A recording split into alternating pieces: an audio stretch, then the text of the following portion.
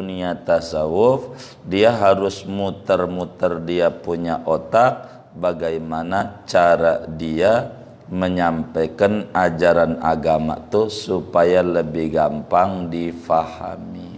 Kayak contoh ada orang tua punya anak 3, ada anaknya 3. Yang pertama dia punya anak yang pertama minta duit mulu, kerja nggak mau. Kalau disuruh sama orang tuanya ogah, tapi duitnya mau.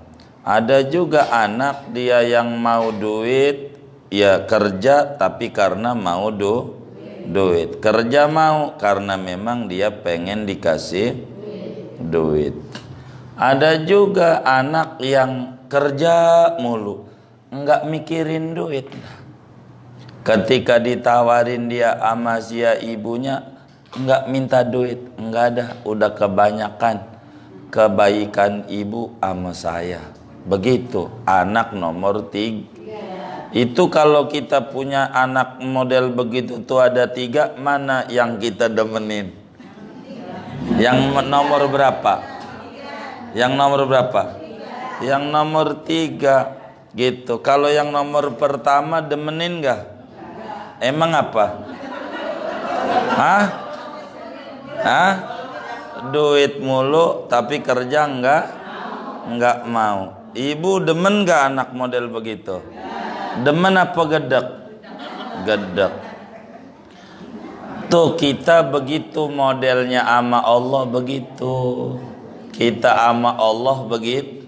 Ada orang pengennya sehat, pengennya dagangnya laris, pengennya warungnya laku, pengennya dia punya rezekinya luas, tapi ibadahnya kagak mau. Begitu. Enggak mau. Iya. Jadi dia maunya duit doh, kerja enggak, rezekinya mau, ibadahnya enggak mau, begitu tuh, enggak mau. Nih kita orang nih dalam seminggu begitu ketinggalan baca Quran berapa hari? Dalam seminggu enggak keburu ngebetnya berapa hari dalam seminggu? Iya, berapa kali enggak ngebetnya tuh dalam seminggu? Sehari?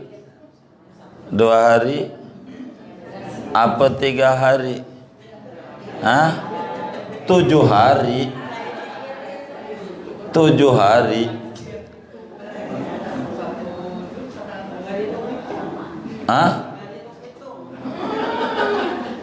Iya, dalam 1 minggu tuh kita ketinggalan ngebet Quran, baca Quran tuh berapa hari?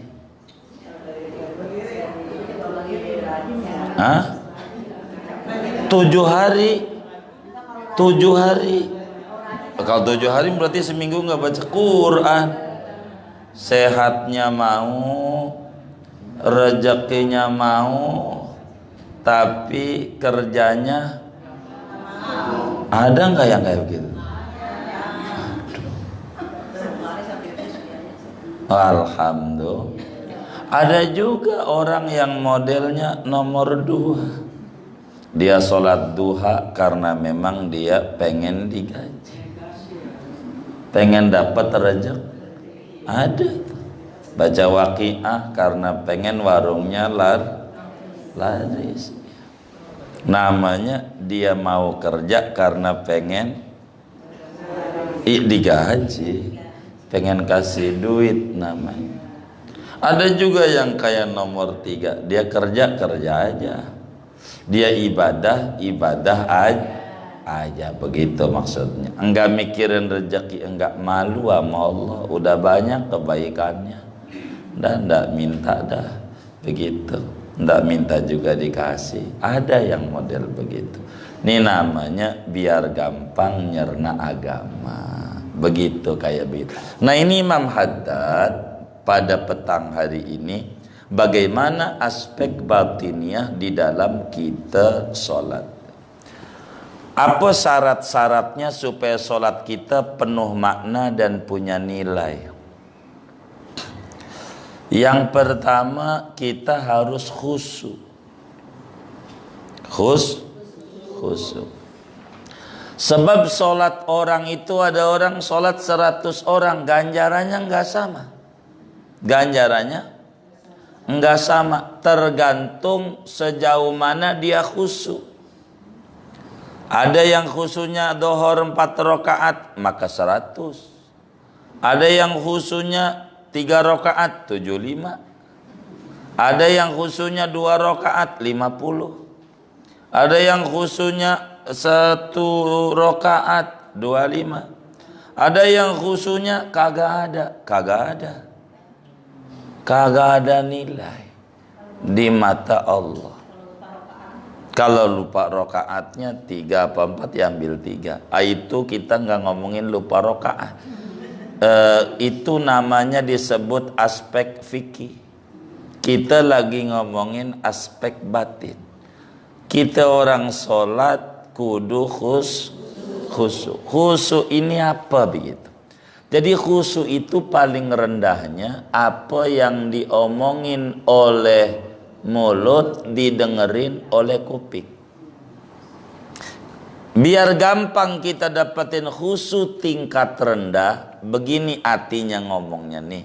Kalau sholat kita baca Fatihah umpama, habis wadolin arti ngomong, habis ini baca surat, artinya habis kufuwan ahad, habis ini ruku, artinya pas ruku, habis selesai ruku, habis ini i'tidal. Biar artinya nggak kemana-mana, di artinya itu melintasnya begitu, ngomongnya di artinya, biar artinya nggak kemana-mana.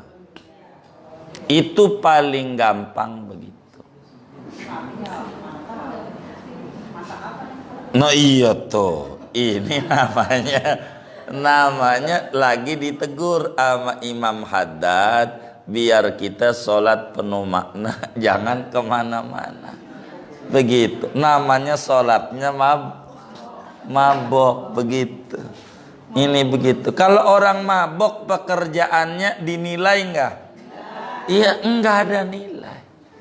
Jadi ibarat kita masuk kerja cuman ngisi absen doang, gaji kagak tur. Kok enggak benar. Tapi absen masuk, enggak dikata bolos.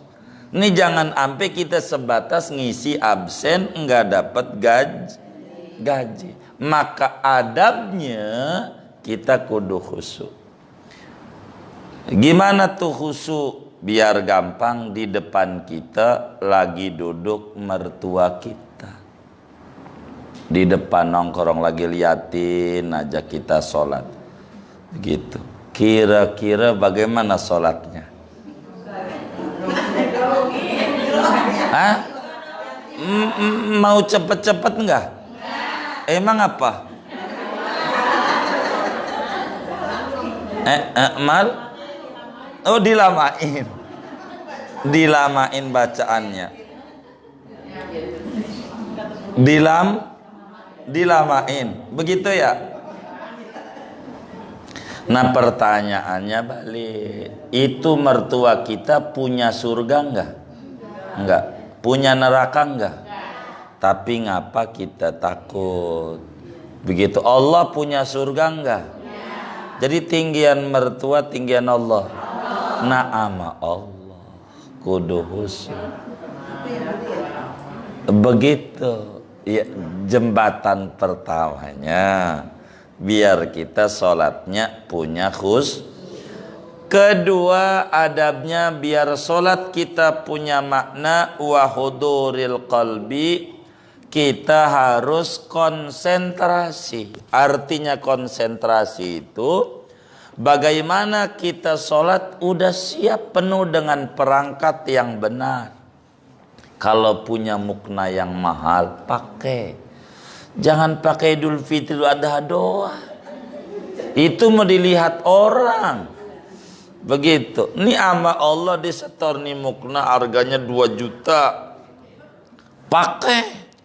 Begitu. Itu mah sholat ya Allah pakai mukna yang udah ada pulau 1000-nya. Hitam-hitam tuh di palanya. Masih dipakai. Yang kayak begitu. Begitu. Kata dia habis adem. Begitu. Begitu alasannya. Kalau yang bagus sayang. Lo buat Allah sayang. Begitu. Padahal rezeki belinya